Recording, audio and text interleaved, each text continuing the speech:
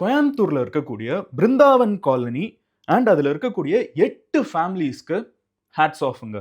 இந்த கோயம்புத்தூர்ல நடந்த அந்த ஒரு பொண்ணுக்கு ஏற்பட்ட அசம்பாவிதம், ஒரு 3 திருட்டு கேவலமான அசிங்கம் புடிச்ச மனிதர்கள் வந்து எவ்வளவு ஒரு மோசமான விஷயத்தை அந்த பொண்ணுக்கு பண்ணாங்களோ, அந்த பொண்ணு தப்பிச்சு இந்த பிருந்தாவன் காலனி அப்படிங்கிற ஒரு ஏரியாக்குள்ள போயிருக்காங்கன்னும், அந்த ஏரியால இருந்த 8 ஃபேமிலிஸ் ஒன்னா சேர்ந்து அந்த பொண்ணுக்கு என்னென்ன ஹெல்ப் பண்ணியிருக்காங்க. அது மட்டும் இல்லாம இந்த பொண்ணு வந்து ஒரு சாதாரண அந்த அந்த பொண்ணோட பேரு தெரியாது, ஐடென்டிட்டி தெரியாது, யாருக்குமே எதுவுமே தெரியாது. ஆனா அந்த பொண்ணு வந்து ஒரு சாதாரண பொண்ணு இல்லைங்க. She is a fighter. அந்த பொண்ணு வந்து ஒரு இரும்பு மனுஷி. என்ன ஒரு விஷயத்தை பண்ணியிருக்காங்க. அங்க இருக்கிற 8 ஃபேமிலிஸ் இந்த பொண்ணுக்கு ஹெல்ப் பண்ணியிருக்காங்க. 8 ஃபேமிலி ஹெல்ப் பண்ணது மட்டும் இல்லாம இது நடந்த இடத்துக்கு சில பேர் வேற போய் பார்த்திருக்காங்க. ஜெனரலா நம்ம ஊர்ல வந்து ஒரு பிரச்சனை நடந்துச்சுன்னா தாண்டி தான் போக ஆரம்பிப்போம். பட் இங்க இருக்கிற ஃபேமிலிஸ் அத்தனை பேர் ஹெல்ப் பண்ணது மட்டும் இல்லாம இதை எதிர்க்கிறதுக்கும் கிளம்பி போயிருக்காங்கங்கறத யோசிக்கிறப்போ அப்சல்யூட் ஹேட்ஸ் ஆஃப். நம்ம சேனலோட கோல் வந்து சொசைட்டில நடக்கக்கூடிய பிரச்சனைகளை பேசுறது மட்டும் கிடையாது. சொசைட்டில இருக்கக்கூடிய ஹீரோயிக்கான விஷயங்களை வந்து மறுபடியும் மக்கள் கிட்ட கொண்டு போய் சொசைட்டி மேல மறுபடியும் நம்பிக்கை உருவாக்குறதும் கூட தான். இன்னைக்கு வீடியோல நம்ம என்ன பார்க்க போறோம்னு பாத்தீங்கன்னா, இந்த கோயம்புத்தூர்ல நடந்த அசம்பாவிதத்துக்கு அப்புறம் அந்த பொண்ணுக்கு என்ன நடந்துச்சு, அந்த பொண்ணு எப்படி அங்கேருந்து தப்பிச்சிருக்காங்க, அதுக்கப்புறம் எப்படி போலீஸ் வந்திருக்காங்க, அதுக்கப்புறம் வந்து எப்படி ஹாஸ்பிட்டல் போனாங்கிற எல்லா விஷயத்தையும் நம்ம டீட்டெயிலாக பார்க்க போறோம். இதுக்கு முன்னாடி நான் போஸ்ட் பண்ண வீடியோல இது பேசல. பட் அதுக்கப்புறம் அந்த ஹிந்து அண்ட் இந்தியன் எக்ஸ்பிரஸ்ல வந்து இருக்கக்கூடிய ஜேர்னலிஸ்ட் இதை பத்தின ஆர்டிகல் போஸ்ட் பண்ணியிருக்காங்க. மல்டிபிள் ஆர்டிகல்ஸ் இதை பத்தி இருக்குது.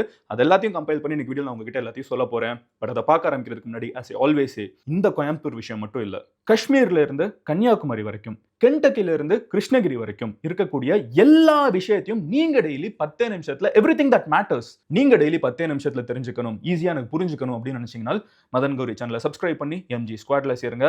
ஆல்ரெடி நீங்க என் மேல வச்ச நம்பிக்கை தான் என்னைய ஓட வச்சிட்டு இருக்குது. இப்போ லெட்ஸ் கெட் ஸ்டார்டட். என்ன நடந்திருக்குங்கிறத பார்க்க ஆரம்பிப்போம். Salute to the bravery of the girl, கண்டிப்பா, and salute to all the 8 families. Hello everyone, நான் Madhan Gowri and hello my dear MG squad.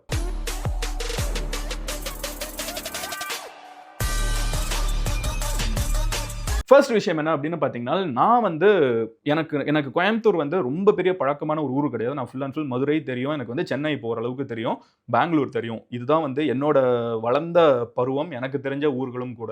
Coimbatore வந்து ஆனால் ஏர்போர்ட்டுக்கு வந்து நான் ஒரு அட்லீஸ்ட் வந்து ஒரு 10-20 தடவை போயிருப்பேன். எனக்கு அந்த கணபதினு ஒரு ஏரியா தெரியும். அதை தாண்டி எனக்கு கோயம்புத்தூர் நிறைய தெரியாது. ஸோ ஜியாகிரபிக்கலாக நான் ஏதாவது 1-2 மிஸ்டேக் மேக் பண்ணேன்னா மைண்ட் பண்ணாதீங்க. என்ன மேட்டருங்கிறத நான் உங்ககிட்ட சொல்லிடுறேன். நம்ம எல்லாருக்குமே தெரிஞ்ச ஒரு விஷயம் என்ன, லாஸ்ட் சண்டே அன்னைக்கு நைட்டு ஒரு 10 to 11 அப்படிங்கிற ஒரு டயத்துக்குள்ள ஒரு மிகப்பெரிய ஒரு தவறு வந்து கோயம்புத்தூர்ல நடக்க ஆரம்பிச்சிருக்குது. ஒரு பையனும் அவங்களோட ஃப்ரெண்ட் ஒரு பொண்ணு வந்து கார்ல கோயம்புத்தூருக்கு பின்னாடி இருக்கக்கூடிய ஒரு அந்த ஏர்போர்ட்டுக்கு பின்னாடி இருக்கக்கூடிய ஒரு ஏரியாவுக்கு வந்து அவங்க கார்ல போயிருக்காங்க. இந்த கோயம்புத்தூர் ஏர்போர்ட் வந்து it's not a domestic airport, it's an international airport. அது ரொம்ப முக்கியமான ஒரு விஷயம். தமிழ்நாட்டில் இருக்கக்கூடிய one of the top most secured பிளேசஸ்ல வந்து கோயம்புத்தூர் ஏர்போர்ட் இருக்குது. அதுக்கு பின்னாடி இது நடக்குங்கிறது வந்து உண்மையிலே தலை சுத்தி போக வைக்குது. அந்த இடத்துக்கு வந்து இந்த பேர் ஒரு பையனும் பொண்ணு வந்து கார்ல போயிருக்காங்க. போன இடத்துல 3 திருட்டு பசங்க, அவங்களே வந்து திருட்டு பசங்கன்னு சொல்றேன்னா ஏன்னா அவங்க திருட்டு பசங்க தான், அது போக அவங்க ரொம்ப கொடூரமான அரக்கர்களா இருக்காங்க. அது அடுத்து நம்ம பேசுவோம். பட் இந்த 3 திருட்டு பசங்க வந்து போன வாரமே வந்து ஒரு டிவிஎஸ் 50 ஏதோ ஒரு இடத்துல இருந்து திருடி இருக்காங்க. அது அப்பவே கேஸ் ஆயிருக்குது. இந்த திருட்டு டிவிஎஸ் 50 எடுத்துக்கிட்டு சரக்கு அடிச்சுட்டு அவங்க வந்து சரக்கு பாட்டிலையும் கொஞ்சம் எடுத்துக்கிட்டு அவங்க அங்கே இருந்து இங்க வர்றப்போ இந்த 2 பேர் கார்ல இருக்கிறத பார்த்துட்டு இந்த சிச்சுவேஷன் அட்வான்டேஜா எடுத்துக்கிட்டு இவங்க என்ன பண்றாங்க, அங்க இருக்கிற அந்த கார் கண்ணாடியை போட்டு உடைக்கிறாங்க, அந்த பையனை போட்டு அடிக்கிறாங்க, இந்த பொண்ணை தனியா கூப்பிட்டு போய் இந்த கேவலமான செயலை பண்ணிட்டு இருக்காங்க. அந்த பையன் இமிடியேட்டா அங்கிருந்து தப்பிச்சு ஓடல. இது ஒரு முக்கியமான விஷயம். அந்த பையன் தப்பிச்சு ஓடல. அந்த பையன் இமிடியேட்டா அந்த பொண்ணை காண என்ன பண்றது, அவன் அடிச்சு போட்டாங்க, கையில அருவாள் கத்திலாம் வச்சிருக்காங்க. அந்த பையன் ஓடல. நிறைய பேர் இந்த சொசைட்டில உடனே அந்த பையனை தப்பு சொல்றாங்க. He did not run. அவன் அங்கேருந்து உடனே கால் பண்றான். அவன் வந்து போலீஸ்க்கு சொல்றான். போலீஸ் அங்க வராங்க. 100 போலீஸை உள்ள இறக்குறாங்க. அந்த ஏரியா ஃபுல்லா கோம் பண்ண ஆரம்பிக்கிறாங்க. இன்ச் பை இன்ச்சா தேட ஆரம்பிக்கிறாங்க. அது ஒரு வாஸ்ட் ஏரியாங்கிறாங்க ஏர்போர்ட்டுக்கு முன்னாடி. எனக்கு ஐ கேன் அண்டர்ஸ்டாண்ட். எனக்கு பெருசா டெமோகிராஃபி அந்த ஜியாகிரபி தெரியலனாலும் என்னால வந்து ஓரளவுக்கு புரிஞ்சுக்க முடியுது. ஏர்போர்ட்டுக்கு பின்னாடி அந்த ரன்வே கிட்டலாம் பெரிய லேண்ட் ஸ்பேஸ் எம்டியா தான் இருக்கும். சென்னையில, மதுரையில, கோயம்புத்தூர்ல எல்லா இடத்துலயும் தான் கதை. ஸோ அந்த இடத்துல வந்து போலீஸ் வந்து 100 போலீஸ் நைட்டு தேடுறது ரொம்ப கஷ்டமான ஒரு விஷயம். போலீஸ் தேடிட்டு இருக்காங்க. இதுக்கு டைம் ஆகுற நேரத்துல இந்த பொண்ணு வந்து சொல்ல முடியாத அளவுக்கு கொடுமைகளை வந்து அந்த 3 நாய்ங்கனால அனுபவிச்சிருக்காங்க. அதுக்கப்புறம் அரௌண்ட் 4 o'clock அந்த பொண்ணு அங்கேருந்து தப்பிக்கிறாங்க. ஓகேவா? இது நம்ம நிறைய பேருக்கு தெரியாது. இது வந்து இந்த 2 ஆர்டிகல் பார்த்ததுக்கு அப்புறம் தான் இன்னும் நிறைய சர்ச் பண்ணப்போ தான் தெரிஞ்சு. மீடியா ரிப்போர்ட்ஸ்ல தான் வந்துருக்குது. இந்த பொண்ணு அங்கேருந்து தப்பிச்சு இந்த 3 பேர் வந்து 3 நாய்ங்க வந்து இந்த அசம்பாவிதத்தை பண்ணதுக்கு அப்புறம் அந்த பொண்ணு அங்கேருந்து தப்பிச்சு பிருந்தாவன் காலனி அப்படிங்கிற ஒரு ஏரியாவுக்குள்ள போறாங்க. இது கோயம்புத்தூர்ல ஐ திங்க் அந்த ஏரியால இருக்கணும்னு. இந்த பிருந்தாவன் காலனிக்குள்ள போய் ஒரு காம்பவுண்ட் வாலை பார்த்த உடனே அந்த பொண்ணே வந்து எகிரி உள்ள குதிக்கிறாங்க. யோசிச்சு பாருங்க, திஸ் இஸ் ஹேப்பனிங் அட் 4. அந்த பொண்ணு அவங்க இழுத்துட்டு போனது டைம் வந்து அரௌண்ட் 10 to 12 இந்த டயத்துக்குள்ள அந்த பொண்ணை கொண்டு போயிருக்காங்க. இந்த பொண்ணு வந்து 4 மணிக்கிட்ட தப்பிச்சு இந்த பொண்ணே வந்து காம்பவுண்ட் வால் ஒன்று ஏறி ஷீ இஸ் அ ஃபைட்டருங்க. என்னால் நினைச்சு கூட பார்க்க முடியல அந்த பொண்ணோட மென்டல் கெப்பாசிட்டியும் கிரிட்டும் எவ்வளோ ஸ்ட்ராங்காக இருக்கணும்னு. கண்டிப்பாக இந்த வீடியோ பார்ப்பீங்கன்னு தெரியுமா? சல்யூட்மா.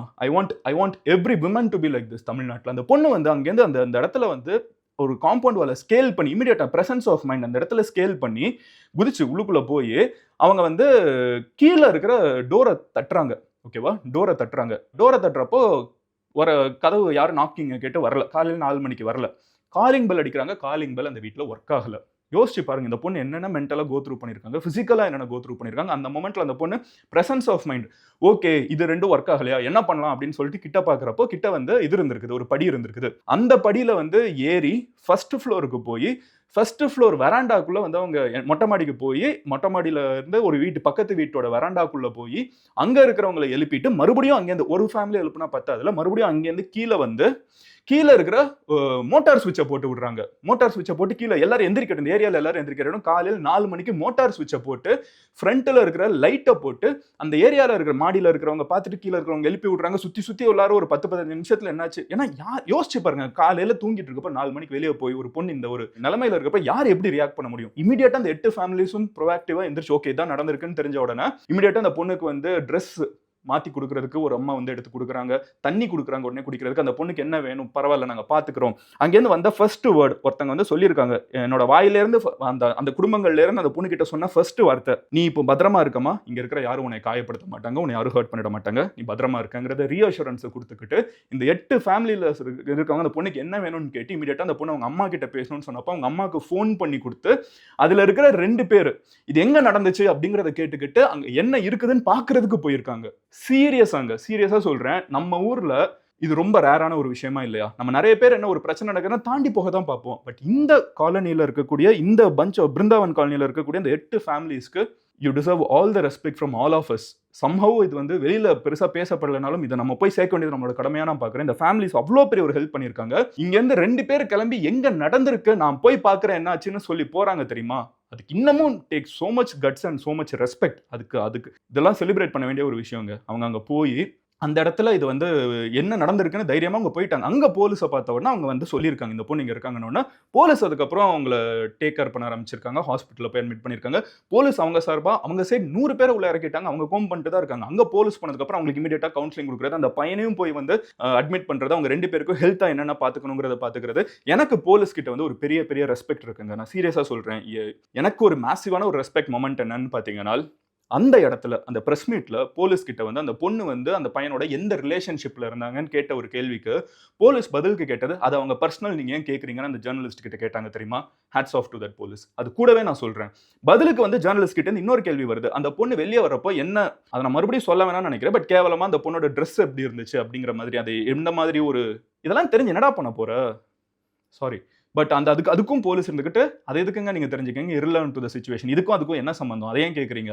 அந்த இடத்துலையும் அந்த நேத்தி கூட பார்த்தேன், ஒரு ஆக்ட்ரஸ் கிட்ட வந்து உங்க வெயிட் என்ன, இந்த சொசைட்டியாவே நம்ம மாற வேண்டிய விஷயங்கள் இருக்குது. இதை நான் 4 வீடியோல பேசினேன்னா சில பேர் எனக்கு வந்து கமெண்ட்ல போடுறாங்க நான் ஃபெமினிஸ்ட்னு. நான் ஃபெமினிஸ்டா இருக்கவே முடியாது. நான் ஒரு ஆம்பளை, ஒரு பொண்ணு தான் ஃபெமினிஸ்டோட.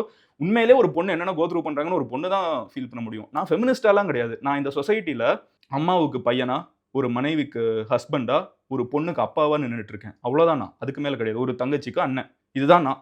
இந்த பார்த்துட்டு இருக்கிற நிறைய பெண்கள் வந்து மெசேஜ் பண்ணுவாங்கல்ல, அவர் ஏதாவது கமெண்ட் போடுவாங்க, அப்போ இருந்துகிட்டு இல்லைண்ணா இந்த மாதிரி பேசுனா, அப்போ அஃப்கோர்ஸ் நம்ம அந்த அவங்களுக்கு கொஞ்சமாவது யோசிக்கணுங்க. இது ஒரு ஆண்கள் உருவாக்குன உலகத்துல ஆண்களை பத்தி மட்டுமே யோசிச்சுக்கிட்டு வெளியில நடந்து போற பொண்ணுங்களை எல்லாத்தையுமே என்ன வேணாலும் பண்ணலாம். நைட்டு 10 மணிக்கு மேல வந்து அந்த பொண்ணோட கேரக்டர் அசாசினேட் பண்றதுல இருந்து ரீசெண்டா ஹிந்துல இன்னொரு ஒரு ஆர்டிகல் வந்திருக்குது. தமிழ்நாட்டில் நடந்த முக்காவாசி, ஓகே நம்பர்ஸ் நான் சொல்லல, பட் தமிழ்நாட்டில் நடந்த நிறைய கிரைம்ஸ், இந்த மாதிரி பெண்களுக்கு ஏற்பட்ட இந்த மாதிரி இருக்கக்கூடிய கேவலமான கிரைம்ஸ்ல வந்து எல்லா இடத்துலயுமே பாத்தீங்கன்னா அந்த பொண்ணு இன்னொரு பையனோட இருக்கிற ஒரு சிச்சுவேஷன் இருந்திருக்குது. அப்ப அந்த பையன் அடிச்சுட்டு இவங்க ஏதாவது பண்ணியிருக்காங்க, அந்த பையன் கிட்ட இருந்து இழுத்துட்டு வந்து ஏதாவது பண்ணியிருக்காங்க. So most of the assumption இந்த சொசைட்டில என்ன இருக்குன்னா, ஒரு பொண்ணு இன்னொரு பையனோட வெளியே போயிட்டா என்னன்னாலும் பண்ணலாம். என்னங்க அப்ப எங்க தாங்க இது? என்னது இதுதான் தாலிபான் ஆட்சியா? இதுனா ஆப்கானிஸ்தானா? கோயம்புத்தூர்ல தானே இருக்கும், தமிழ்நாட்டில் தானே இருக்கும், இந்தியாவில தானே இருக்கும். இது டெல்லியில வந்து நடந்துச்சுங்க. இந்த நிர்பயாவை பத்தி பேசுவாங்கல்ல, பிஃபோர் நான் இப்போ ஸ்கூல் படிச்சுட்டு இருந்தேன். அந்த டயத்துல நீங்க போய் பாத்தீங்கன்னா அப்போ அதான் சொல்லுவாங்க, அந்த பொண்ணு வந்து அது ஏன் நடந்துச்சுன்னா, அந்த பொண்ணு வந்து நைட் ஷோ ஒரு படத்துக்கு வந்து போயிட்டு வந்ததுனால அந்த பஸ்ல இருக்கிறவங்க பண்ணாங்களாம். ராத்திரி நேரத்துல அந்த பொண்ணு போயிட்டு வந்துட்டு இருந்தா. அதனால நாங்க பண்ணோம். ஒரு பொண்ணும் பையனும் வெளிய போனா இத என்னனாலும் பண்ணலாம்னு நினைக்கக்கூடிய இந்த சொசைட்டியும், அதுக்கு இன்னமும் முட்டு குடுத்துட்டு இருக்கக்கூடிய இந்த கமெண்ட் செக்ஷன்ல இருக்கக்கூடிய சில பேர நினைக்கிறப்போ, எனக்கு அவங்க வீட்ல இருக்கிற பெண்கள நினைச்சா இன்னும் கவலையா இருக்குது. நீங்க யோசிச்சு பாருங்களேன். ஒரு பொண்ணோ சரி, ஒரு பையனோ சரி 2 பேருக்கு கன்சர்ன் இருந்து, அடுத்தவங்கள டிஸ்டர்ப் பண்ணாம, யார் என்ன பண்ணாலும் அது தப்பு கிடையாது. இதுதான் உலகத்துல இருக்கக்கூடிய எல்லாருமே சொல்லக்கூடிய ஒரே காமனான விஷயம். How tough is it to understand that? It's not that tough. கரெக்ட்டா? நம்ம மறுபடியும் இப்படியே வந்து அந்த பொண்ணு 10 மணிக்கு மேல வெளிய போனது தப்பு. அந்த பொண்ணு ஏன் அந்த பையனோட வெளிய போறா? அத கேட்கறதுக்கு நம்ம யாருங்க? நம்ம யாரு? நம்ம நம்ம நம்ம வாழ்க்கைய அப்படியே கொஞ்சம் கண்ணாடிய திருப்பி பார்ப்போம். ஏன்னா என்னையும் சேர்த்து தான் சொல்றேன். I am including myself in this part.